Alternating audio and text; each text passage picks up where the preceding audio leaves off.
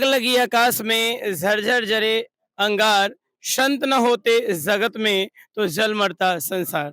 नमस्कार दर्शकों, आप सभी का स्वागत है एक बार फिर से ऐसे न्यूज के खास रिपोर्ट में।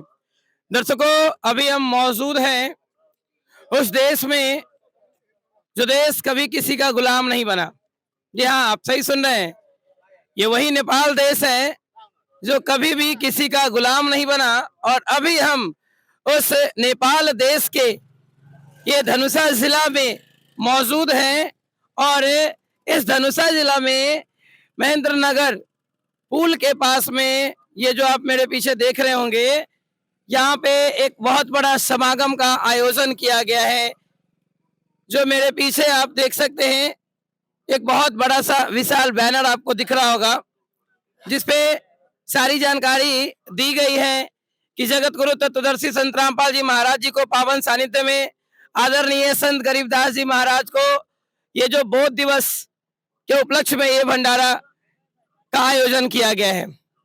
दर्शकों, आप यहाँ पे देखेंगे तो अभी चहल पहल बढ़ रही है। कुछ लोग आ रहे हैं, जा रहे हैं, कुछ लोग पैदल आ रहे हैं, कुछ लोग गाड़ियों से उतर रहे हैं। देखिए सामने कैमरामैन दिखाएंगे, ये वो मुख्य रास्ता है जहां से श्रद्धालु इस समागम में शामिल होने के लिए आते हैं। कुछ पैदल, कुछ गाड़ियों से, जिनको जो साधन होता है उन साधनों का प्रयोग करते हुए वो इस आश्रम में जो समागम है उस आयोजन का लाभ उठाने के लिए यहाँ पे आ रहे हैं। और खास बात यह है कि यहाँ पे आपको कहीं भी किसी भी प्रशासन के व्यक्ति की बात की जाए, क्योंकि कोई भी अगर बड़ा समागम होता है तो उसको व्यवस्थित करने के लिए प्रशासन की बहुत ही जरूरत पड़ती है। लेकिन यहाँ पे आपको वॉलेंटियर सेवादार दिखेंगे जो डंडे और झंडे लिए यहाँ पे खड़े हैं, जिन झंडों में सच साहब लिखा हुआ है। तो यहाँ पे जो कुछ सेवादार मौजूद हैं उनसे हम जानने की कोशिश करेंगे कि ये समागम किस उपलक्ष्य में रखा गया है और इस समागम में किन किन कार्यक्रम का आयोजन किया जाना है। तो अभी हमारे साथ एक भाई साहब जुड़ चुके हैं, इनसे जानने का प्रयास करते हैं कि आखिर ये समागम, जैसे मैंने अभी आपको बोर्ड पे पढ़ के जो लिखा हुआ था उसको मैंने आपको पढ़ के बताया कि बोध दिवस के उपलक्ष्य में, तो ये किनका, गरीबदास जी महाराज जी का बोध दिवस है। तो जरा इनसे भी विस्तार में जानने का प्रयास करते हैं। जी नमस्कार सर। सत साहेब, ये जो आज का जो समागम है ये किस उपलक्ष्य में, जैसे हमने पढ़ा कि गरीबदास जी महाराज जी का बोध दिवस है, तो आप इसमें और क्या विस्तार से बताना चाहेंगे हमारे दर्शकों को। जैसे कि ये संत रामपाल जी महाराज के सानिध्य में होने जा रहा है, 3 दिवसीय है। निःशुल्क भंडारा सेवा है, रक्तदान है, उसके बाद में बिना दहेज का रामायणी है। मतलब ये संत रामपाल जी महाराज जी के सानिध्य में ये कार्यक्रम हो रहा है। ठीक है, ये जो आज हम जो अभी रिपोर्टिंग कर रहे हैं और ये जो समागम का आज कौन सा दिन है? पहला दिन है। पहला दिन है। और ये कितने दिनों तक चलेगा? 3 दिनों तक। वो अंदर लिए चलते हैं और उन सभी व्यवस्थाओं से रूबरू करवाते हैं कि आखिर अंदर का दृश्य जो है आज समागम का पहला दिन है और किस तरीके से ये आज पहला जो दिन है इस समागम का वो कैसा चल रहा है, कैसे यहाँ पे कितनी संख्या में श्रद्धालु, चुके आप देख रहे हैं यहाँ पे भी एक, जब हम अंदर जैसे ही मेन गेट के अंदर एंटर करते हैं तो यहाँ पे ये एक इलेक्ट्रॉनिक मशीन रखे हुए हैं। इनसे भी जान ही लेते हैं कि आखिर ये मशीन से क्या चेक करते हैं। जी नमस्कार सर। नमस्कार सत साहेब। ये इलेक्ट्रॉनिक मशीन जो है, डिटेक्टिव मशीन, आप क्या पता करते हैं इस मशीन से? कोई नशीली पदार्थ ना आए, हाथ हथियार ना आए, चाकू हो गया जैसा ना आए, उसी लिए चेक करते हैं हम। जी जी, मतलब आपका कहना है कि किसी प्रकार का कोई मेटल या जो नशीली पदार्थ है वो अंदर ना पाए, इसलिए आप यहाँ पे चेकिंग करते हैं। जी बहुत बहुत धन्यवाद सत साहेब। जैसे ही हम आश्रम के अंदर अब इन कर रहे हैं तो जिस तरह की व्यवस्थाएं आपको यहाँ पे दिख रही थी, सेम उसी तरह की व्यवस्थाएं आपको लेफ्ट साइड में, मेरे लेफ्ट साइड में माइयों की तरफ भी आपको दिख रही होगी। और ये वो खाली स्थान है, मेरे पीछे आपको दिख रहा होगा कि अभी आज चूंकि समागम का पहला दिन है, फिर भी जो लोग हैं यहाँ पे बड़े बड़े हैं, श्रद्धालुओं के आने की जो तादाद है वो लगातार बढ़ती जा रही है। और यहाँ पे आप देखिए, मैं आपको एक एक व्यवस्थाओं से रूबरू करवाऊंगा। यहाँ पे देखिए नामदान मंत्र दीक्षा स्थल है, यहाँ पे नाम दीक्षा की व्यवस्थाएं की जाती हैं। फिर थोड़ा सा उसी के बगल में पुस्तकालय भी है, जूम करके दिखाइएगा थोड़ा कैमरामैन। पुस्तकालय जहाँ पे संत रामपाल जी महाराज जी के जो लिटरेचर है, जो उनकी किताबें हैं वो यहाँ पे, फोटोज, वो सारी चीजें यहाँ पे अवेलेबल होती है। दर्शकों, जैसे ही हम थोड़ा सा और आगे बढ़ते हैं तो आप मेरे दाएं तरफ देख सकते हैं कि यहाँ पे प्रणाम स्थल है। जो श्रद्धालु इस समागम में शामिल होने के लिए आते हैं तो वो यहाँ पे अपने गुरुजी को ये लोग साष्टांग यहाँ पे दंडवत करते हैं। आप देखिए किस श्रद्धा से ये लोग अपने गुरुदेव को, यहाँ पे जो पोस्टर लगा हुआ है, जो फोटो लगा हुआ है, वहां पे उनके सामने जो है ये श्रद्धालु जो दूर दूर से आते हैं वो उनको साष्टांग दंडवत करते हैं, दंडवत प्रणाम करते हैं। और यहाँ भी आपको दिखेगा कि वॉलेंटियर सेवादार की ड्यूटी यहाँ पे भी लगाई गई है, और अंदर में क्या क्या व्यवस्थाएं की गई हैं उससे भी आपको हम रूबरू करवाते हैं। आप मेरे पीछे देख रहे होंगे कि यहाँ पे एक बड़ा सा और बहुत ही खूबसूरत तरीके से एक सेल्फी पॉइंट को अभी डेकोरेट किया जा रहा है। कुछ चीजें सजा दी गई हैं और अभी इसमें कुछ काम चल ही रहा है। आप देखिए यहाँ पे डेकोरेटिंग का जो काम है वो अभी लगातार चल रहा है। बहुत हद तक चीजें को यहाँ पे जो भी दिखाया जाना है उसको डेकोरेट कर दिया गया है, और जो कुछ चीजें रह गई है उसको यहाँ पे जो वर्कर हैं वो लगातार इस कार्य को कर रहे हैं, इसको डेकोरेट करने का। थोड़ा सा आप मेरे दाएं तरफ देखेंगे तो यहाँ पे जूता घर की व्यवस्था की गई है। बहुत बड़ी संख्या में जूता रखने के लिए यहाँ पे आप देखिए थैले हैं, बड़े बड़े थैले हैं, और जिन थैलों पे जो है काउंटिंग की गई है कि भाई कितना काउंटिंग है, इससे ये भी पता चल पाता है कि इस समागम में कितने श्रद्धालु यहाँ पे आते हैं। हर एक थैले पे काउंटिंग है। और जरा आप आइएगा यहाँ पे, ये कैसे जूता चप्पल को रखते हैं। ये जूता चप्पल रखने का सिस्टम क्या होता है, आप क्या करते हैं इसमें? गला में रखते हैं, कूपन देते हैं, टोकन देते हैं? हाँ, टोकन देते हैं। अच्छा, फिर आते हैं और उसी टोकन से हम लोग निकाल करके नंबर से उनको। इनका कहना है कि यहाँ पे जो भी श्रद्धालु आते हैं उनका जूता चप्पल यहाँ पे सेफ रहे, सुरक्षित रहे, इसीलिए यहाँ पे ये व्यवस्थाएं की गई है। जूता घर की व्यवस्था है। जो श्रद्धालु आते हैं उनके जूते चप्पल को यहाँ पे रखा जाता है, टोकन दे दिया जाता है, और जब वो रिटर्न होते हैं अपने घर की तरफ वापस जाते हैं तो फिर वो टोकन देते हैं और हम लोग उनका जूता चप्पल वापस कर देते हैं। और क्या क्या यहाँ पे व्यवस्थाएं हैं उनसे भी आपको अवगत करवाते हैं। चलिए थोड़ा सा आगे। अभी आप देख रहे होंगे मेरे पीछे एक बड़ा सा बैनर आपको दिख रहा होगा अनाउंसमेंट स्थल का। यहाँ पे अगर जिनके कोई परिजन है, जो परिचित है, वो यहाँ पे गुम हो गए हैं, नहीं मिल रहे हैं, तो यहाँ पे अनाउंसमेंट करवाने की भी सुविधा है। आप आके यहाँ पे अनाउंसमेंट करवा सकते हैं। और सबसे बड़ी बात है कि आपको यहाँ पे दिख रहा होगा, यहाँ पे चश्मे हैं, घड़ी है, और कुछ चार्जर्स यहाँ पे लटके हुए हैं। सर, ये जो घड़ी है, चार्जर यहाँ पे कुछ है, ये क्या बेच रहे हैं क्या? नहीं सत साहेब, इसको बेच नहीं रहे हैं। पिछले से पिछले समागम में जिनका खो गया था, किसी प्रकार उनका छूट गया है, उनको हम लोग देने का प्रयास कर रहे हैं। मतलब आपका कहना है कि जो पिछले समागम में या इस तरह का जो कार्यक्रम यहाँ होता है, जो चीजें छूट गई थी, आप उनको यहाँ पे सेफली रखे हुए हैं और उनको वापस आप रिटर्न कर देते हैं? जी, वापस रिटर्न कर देते हैं। उसके बदले में आप पैसा वैसा लेते होंगे? बिल्कुल निःशुल्क सेवा चल रही है। कोई ये मोबाइल दिखाइएगा, तो वो मोबाइल भी छूट गया था क्या किन लोगों का?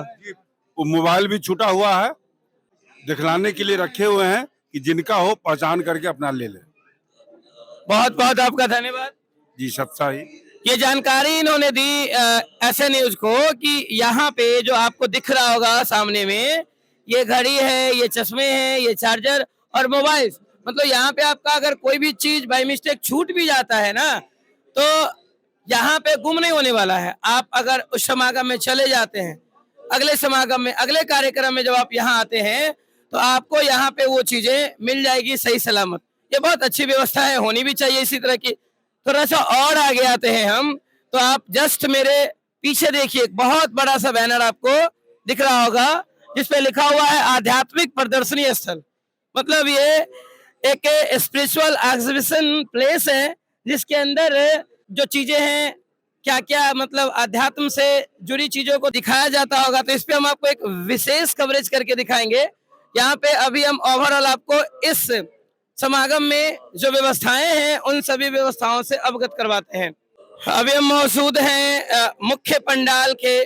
ये मुख्य पंडाल जो है उसके मुख्य द्वार पर आप मेरे पीछे देख सकते हैं। ये सतलोक आश्रम धनुषा नेपाल और उसके पीछे आपको बहुत बड़ा आश्रम दिख रहा होगा जिसमें बहुत बड़ी संख्या में आपको श्रद्धालु बैठे सोए है ना, यहाँ पे आपको दिख रहे होंगे। और पार्टीशन यहाँ भी की गई है। कितनी खूबसूरती से यहाँ पे पार्टीशन की गई है।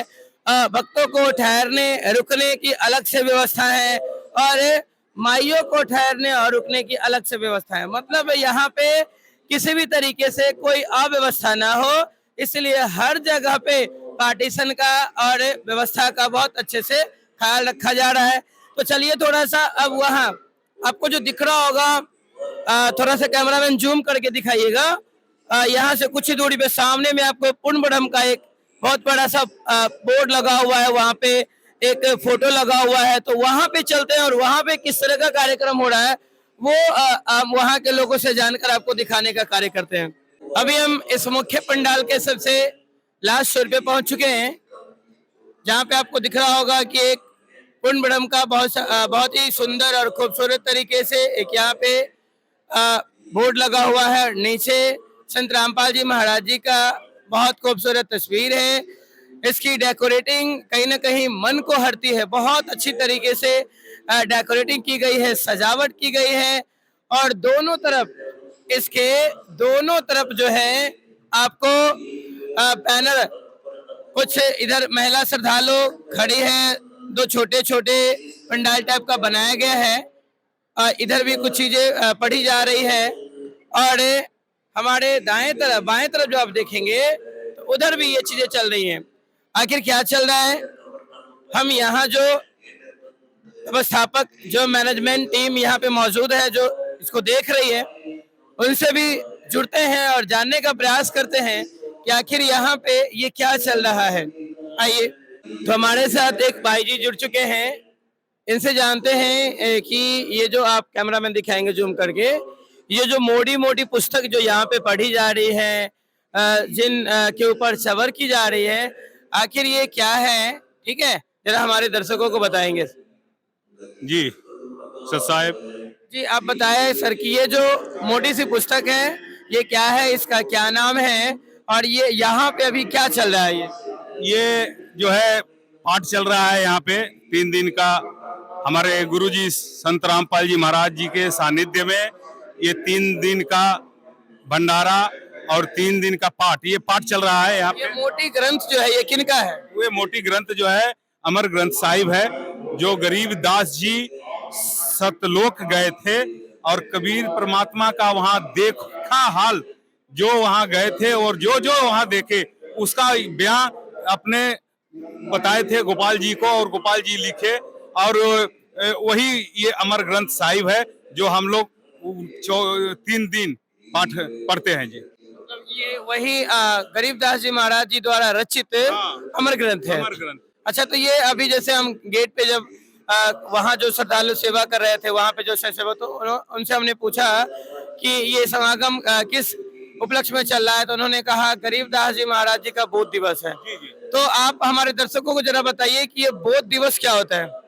बोध दिवस मतलब ज्ञान, गरीबदास जी को बोध हुआ मतलब ज्ञान हुआ, उसी दिन से जब ज्ञान हुआ बोध दिवस के रूप में हम लोग मनाते हैं। क्या उससे पहले गरीबदास जी को ज्ञान नहीं था? नहीं, वो तो बच्चे थे, ज्ञान नहीं था। उनको परमात्मा कबीर साहब जी ने ले गए थे, कुंवारी बच्चिया का जो है दूध पिए और पिलाए और उनको ले गए सतलोक और इधर सब रोने पीटने लगे कि गरीबदास जी का क्या हो गया। गरीबदास जी एक ही लड़के थे अपनी माँ पिताजी का, और वहां से जब आए, जब शरीर में हो गए तो कई करे तो गरीब जी जो है गरीबू जो है मेंटल हो गए।